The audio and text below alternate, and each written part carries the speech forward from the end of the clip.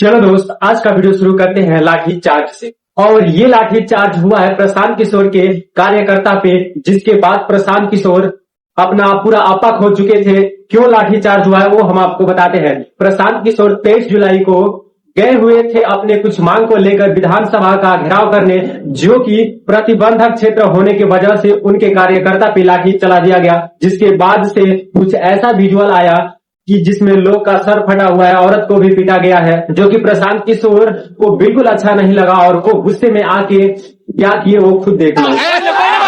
इधर आओ, लाठी मारोगे, तुम लाठी चलाओगे, इतना दम है, तुम लाठी चलाओगे, तुम जनता पर लाठी चलाओगे, इतना दम है तुम्हारा, मार लाठी, मार खड़ा, मार उधर से जाइए सर, मारो मारो मारो मारो मारो लाठी, मारो लाठी, मारो लाठी। दोस्त आपको बता दें, प्रशांत किशोर इस तरीके से बिहेव कर रहे थे जिस तरीके से उनके कार्यकर्ता पे लाठी नहीं चला है, उनके किसी अपने पे लाठी चल गया है और सीधे पूरे बिहार सरकार सहित पुलिस को ओपन चैलेंज करते हुए चुनौती दिए, लाठी चलाकर तूने सही नहीं किया, आज हम यहाँ पे खड़े हैं, तुम चलाकर दिखाओ लाठी। रहे आप लाठी मार कर दिखाइए लाठी मार के भी पता चल जाता है आपको। पूरा बिहार में एक एक दिन सरकार का चलना मुश्किल कर देंगे, आप लाठी मार के दिखाइए। चलिए आगे बढ़ते हैं और आपको दिखाते हैं देश के 10 सबसे भ्रष्ट विभाग, और ये 10 सबसे ज्यादा भ्रष्ट विभाग का डेटा निकाला गया है मीडिया रिपोर्ट से, जनता के शिकायत से और कुछ ही लोकल रिपोर्ट को देखते हुए इसमें सबसे पहले नंबर पे, हाँ आप जिस तरीके से उम्मीद किए थे वही है, और वो है पुलिस विभाग। आगे कौन कौन है ये हम आपको पढ़ के बताते हैं। दूसरे नंबर पे है राजस्व विभाग, वो जो जमीन उमीन का लफड़ा सॉल्व करने का जिस विभाग का जिम्मेवारी है वो सेकंड सबसे ज्यादा भ्रष्ट है। उसके बाद है नगर निगम नगर पालिका, तीसरे नंबर पे सबसे ज्यादा भ्रष्ट है। चौथे पे है ग्राम पंचायत ब्लॉक जो सबसे ज्यादा भ्रष्ट। पांचवें नंबर पे आता है बिजली विभाग, उसके बाद आता है परिवहन विभाग, 7वें नंबर पे आता है स्वास्थ्य विभाग, 8वें नंबर पे आता है शिक्षा विभाग, 9वें नंबर पे आता है अवकाश एवं शहरी विकास और 10वें नंबर पे आता है टैक्स विभाग। तो अगर मेरे नजरिया से भी देखा जाए तो ये रिपोर्ट 100% सही है, लेकिन इसमें से 10 में से कोई छूट गया है। आपके ऐसा कोई भ्रष्टाचार हुआ है जो आपको लग रहा है कि नहीं इनसे टॉप वाला तो दूसरा था, तो उसका नाम भी इस कमेंट में जरूर मेंशन कीजिएगा, ताकि कल के वीडियो में उसको भी कवर करेंगे। चलो आगे बढ़ते हैं और बात करते हैं प्रेमानंद महाराज जी के बारे में। अभी तो आप इंटरनेट में देख ही रहेंगे, इनको लेके भी कुछ लोग फेक वीडियो बना रहे हैं। बताइए आप, इनको गलत कहने वाले भी लोग आजकल इंटरनेट पे लोग आ गए हैं, लेकिन हम आपको दिखाते हैं एक ऐसा सच जिसको देखने के बाद आप अपना माथा पकड़ लेंगे। देखो, प्रेमानंद महाराज जी के बारे में आप तो बहुत अच्छी तरीके से जानते हैं। वो जितना फेमस है, वो जितनी लोगों का विश्वास जीते हुए हैं और वो जितना इम्पैक्ट छोड़ सकते हैं समाज में, उसके बारे में चर्चा नहीं किया जाए तो अलग बात है।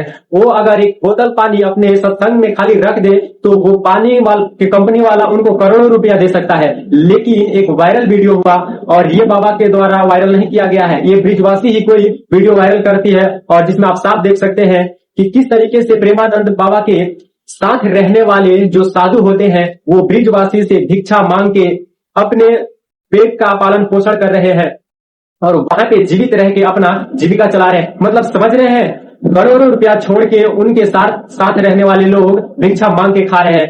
ये होता है आस्था, ये होता है प्यार, और इस वजह से विराट कोहली और बड़े बड़े सुपरस्टार उनके कदमों में झुकते हैं। लेकिन पता नहीं कौन आजकल ज्ञानी लोग आके इंटरनेट पे महाराज जी को भी गलत कह रहे हैं। चलो दोस्त आगे बढ़े और आपको दिखाते हैं जनता को बेवकूफ बनाने का निंजा टेक्निक। और जैसे जैसे चुनाव नजदीक आ रहा है तैसे तैसे ये पत्रकार लोग एकदम खुल के बैटिंग कर रहे हैं, चाहे नेशनल मीडिया हो चाहे प्रिंट मीडिया हो। और यहाँ पे प्रभात खबर का ये आर्टिकल देखो, आज से कुछ दिन पहले ही विधानसभा में कुछ दिन पहले ही इस बात को कह रहे थे कि ना पटना से कोई भी इंटरनेशनल फ्लाइट न उड़ाया जा सकता है, न लैंड कराया जा सकता है, क्योंकि इसका रनवे छोटा है।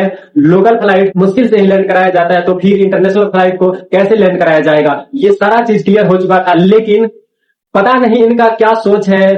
2081-82 का न्यूज आधे चुनाव के समय छाप के हेडलाइंस में ऐसा लिख देते हैं जैसे लोग को भरमाया जा सके और मैनिपुलेट किया जा सके कि हाँ ये पटना में यही हो रहा है, इंटरनेशनल फ्लाइट उड़ेगा तो चलो ये फलना सरकार को वोट दे दिया जाए। लेकिन फैक्ट को जानिए, सच को जानिए, फिर किसी भी पार्टी को वोट करिए और किसी भी मीडिया पे तब भरोसा कीजिए।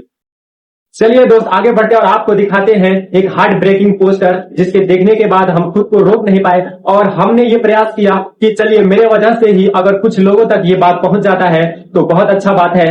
और ये चीज है एक मोबाइल भुलाने का। लेकिन ये लड़का जो है ना, मोबाइल नहीं ढूंढ रहा है, वो अपनी माँ की याद को ढूंढ रहा है। आपको समझ में जब आएगा तब जिसका छपा हुआ पोस्टर पढ़ेंगे।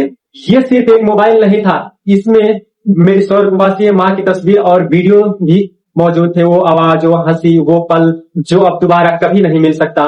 हमें मोबाइल वापस नहीं चाहिए। बस आपसे हाथ जोड़ के विनती है कि कृपया उस मोबाइल में मौजूद फोटो और वीडियो किसी तरीके से मुझ तक पहुंचा दीजिए। दोस्तों, भाई का मोबाइल शायद मिल चुका हो, लेकिन स्क्रीनशॉट लेके तो आप सोशल मीडिया पे शेयर कर सकते हैं। अगर किसी को मोबाइल मिलेगा तो वो इस नंबर पे उससे कांटेक्ट करके उसका मोबाइल नहीं तो उसका फोटो और वीडियो ही वापस कर देंगे। चलिए दोस्त, आगे बढ़ते हैं और बात करते हैं तेजू भैया के बारे में, जो पवन सिंह के इस वाले तस्वीर और इस वाले कैप्शन पे दोबारा से रिएक्ट किए। खैर, शुरू से हम आपको कहानी बता देते हैं। पवन सिंह जो है वो मीडिया में इंटरव्यू देते हैं, तेजू यादव का खूब तारीफ करते हैं, जिसके बाद तेजू भैया मतलब अजीब तरीके से पवन सिंह पे रिएक्ट करते हैं और पवन सिंह को खरी खोटी सुना देते हैं कि वो नचनिया आदमी है, इसलिए वो आरजेडी से लपू छप्पू कर रहा है क्योंकि उनको आरजेडी से चुनाव लड़ना होगा। इसके बाद पवन सिंह एक पोस्ट डालते हैं और ये तेजू भैया पे ही पोस्ट है। उसके बाद जब इस तेजू भैया से पूछा गया तो वो कह रहे हैं कि हम क्या गलत बोल दिए। अगर हम नेता है तो लोग कहेगा ना कि वो नेता है, भाषण दे रहा है, इस तरीके से आदमी है। तो अगर फिर पवन सिंह नाचते हैं, हजारों वीडियो पड़ा होगा उनके नाचने वाला, तो अगर नाचते हैं, नचनिया बोल ही दिए, तो इसमें गलत क्या बोल दिए। पवन सिंह के इस बात को तेज प्रताप जो है इग्नोर कर देते हैं और कुछ खास जो है तेजू भैया को इस कंट्रोवर्सी से फर्क नहीं पड़ता है, इसकी करके आगे निकल जाते हैं। वो नाचते हैं और डांस करते हैं तो उसको क्या बोलिएगा? नेता भाषण देता है तो आप लोग बोलते हैं अरे ये नेता भाषण दे रहा, अरे कलाकार नाच रहा है, डांस कर रहा, तो उसको क्या बोलिएगा आप? नचनिए ना बोलिएगा। तो नाचते रहे वो, और नाचते ना तो चुनाव जीत जाए वो, शुभकामना है उनको। चलो दोस्त, आगे बढ़ते और बात करते हैं बॉलीवुड, साउथ, गोरखपुर के सांसद और भोजपुरी सुपरस्टार रवि किशन के बारे में। एक ऐसा पॉडकास्ट दिए जिसमें वो बुरी तरीके से फंस गए। आप देखते ही होंगे कि जब भी इंटरव्यू देते हैं तब वो पवन सिंह, खेसारी लाल यादव और भी जैसे सुपरस्टार हैं जो आज के समय में उनके जूनियर हैं, उनके बारे में बहुत कटाक्ष करते हैं और कहते हैं कि ये लोग भोजपुरी को विनाश कर दिए हैं, गर्द में ला दिए हैं। लेकिन अब जो पॉडकास्ट का क्लिप वायरल हो रहा है, जिसकी वजह से अब लोग सवाल पूछ रहे हैं कि ना, अब बताइए कि पहले वाला भोजपुरी अच्छा था कि अब वाला भोजपुरी अच्छा है। राज समानी के साथ जब वो रवि किशन जी पॉडकास्ट दे रहे थे, उसमें इस बात को कहते हैं कि देखिए, जब हम भोजपुरी में फिल्म कर रहे थे, गाना कर रहे थे, उस समय हमको बॉलीवुड में जाने में बहुत ज्यादा दिक्कत हो रहा था, क्योंकि उस समय रवि किशन के माथे पे भोजपुरी का ठप्पा लगा हुआ था और इसके वजह से बॉलीवुड में बहुत ज्यादा दिक्कत हो रहा था। लेकिन फिर भी मैंने बहुत स्ट्रगल किया, बहुत मेहनत किया, बहुत टैलेंट दिखाया और भोजपुरी का ठप्पा हटा के फिर जाके बॉलीवुड में मैं काम करने लगा। जिस चीज के बाद लोग सवाल उठाने लगे कि अच्छा, तो पहले का भोजपुरी बहुत अच्छा था, पहले क्या भोजपुरी का बहुत ज्यादा नाम था, तो फिर आप क्यों भोजपुरी की वजह से शर्म क्यों आता था, बॉलीवुड में काम क्यों नहीं मिलता था? क्योंकि आज के समय में उस समय उल्टा हो चुका है और आज बॉलीवुड वाले भोजपुरी में आके काम करके प्राउड फील कर रहे हैं, मंच पे उसके बारे में बात कर रहे हैं और नॉर्मल शो में भी भोजपुरी गाने पे डांस कर रहे हैं, बॉलीवुड में जो इस्तेमाल किया गया था। खैर, आप कमेंट में बताइए कि रवि किशन जी के टाइम का भोजपुरी अच्छा था या अभी का भोजपुरी अच्छा है। चलो दोस्त, आगे बढ़ते हैं और आपको दिखाते हैं बाढ़ से बुरा हाल। लेकिन उससे पहले हम आपको डेटा दिखाते हैं। डेटा ये है कि 2016 से लेके 2025 तक बाढ़ से बचने के लिए, कटाव से बचने के लिए बिहार में खर्चा किया गया है पूरा 25,000 करोड़ रुपया, जो कि बहुत ह्यूज अमाउंट होता है। इसको आप इस बात से अंदाजा लगा लीजिए कि अगर मेगा फूड पार्क को खोला जाए बिहार में तो पूरा 225 मेगा फूड पार्क खोला जा सकता है। ये इतना बड़ा अमाउंट है। पूरे भारत में अमृत भारत रेलवे स्टेशन के तहत विकास किया जा रहा है। उसका पूरा टोटल बजट जो है वो 25,000 करोड़ रुपए है और वो 25,000 रुपए करोड़ बिहार से बचने के लिए, बाढ़ से बचने के लिए बिहार में लगा दिया गया था। फिर देखिए किस तरीके से गांव का गांव किस तरीके से बाढ़ में डूब रहा है और आपका करोड़ों रुपया जो आप दिन रात मेहनत करके सरकार को टैक्स देते हैं वो किस तरीके से एकदम पानी में जा रहा है। जहां पे बाढ़ को नियंत्रित करने में पूरी तरीके से सरकार फेल है। कल वाले वीडियो में हमने आपको बताया था कि किस तरीके से गांव में राहत का काम पहुंचाया जा रहा है, जो कि कुछ लोगों के कमेंट और मैसेज से बात करने पे पता चला कि वो सिर्फ एक अफवाह थी, फर्जी तरीके से दिखाया गया था, लेकिन ग्राउंड जीरो पे कुछ भी ऐसा नहीं हो रहा है। आपसे छोटा सा रिक्वेस्ट है कि आप कमेंट में बताइए 25,000 करोड़ रुपए खर्चा करने के बाद भी बिहार में बाढ़ कंट्रोल नहीं हो रहा है, तो इसमें सरकार को एक शब्द बोलना है तो आप क्या कहिएगा। चलो दोस्त आगे बढ़ते हैं और बात करते हैं मनोज डे के बारे में। इनके फ्रेंड इनसे बिल्कुल नाराज हो गए और इनको फर्जी और स्कैमर कहने लगे। आपको बता दें कि आज से 1-2 दिन पहले एक बड़ा अनाउंसमेंट करते हैं और वो बताते हैं कि अपना कोर्स लॉन्च कर दिए हैं, जिसके बाद से वो अपने वेबसाइट के बारे में बताते हैं और कोर्स के बारे में बताते हैं। पहले 1000 लोगों को 1900 में कोर्स मिल जाएगा, जिसके बाद इनके ही सब्सक्राइबर, इनके ही फैंस इनको एकदम हेट देने लगते हैं।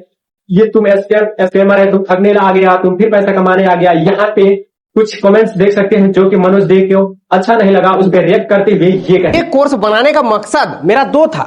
पहला, उन जैसे लोगों के लिए जिनके पास समय नहीं है, जो रिसर्च नहीं कर सकता, जिनके पास उतना समय नहीं है, उनको एक ही जगह में पूरा सीक्वेंस में एक चीज चाहिए। चैनल बनाने से लेकर के वीडियो अपलोड करने तक का, मोनेटाइजेशन कैसे ऑन करते हैं, बैंक अकाउंट कैसे जोड़ते हैं तक उनका पूरा एक सीक्वेंस में एक ही जगह में चाहिए। ज्यादा समय उनके पास नहीं है रिसर्च करने का, पहला। दूसरा, वो जिनके पास पैसे की कोई कमी नहीं है, उनके लिए 2000 कोई मैटर नहीं करता, वो खरीद सकता है। चलो दोस्त आगे बढ़ते हैं और आपको दिखाते हैं आज का वायरल। झोली मेरी या मोहम्मद, लौट कर मैं न जाऊंगा खाली, भर दो झोली में जाऊं राम सिया राम।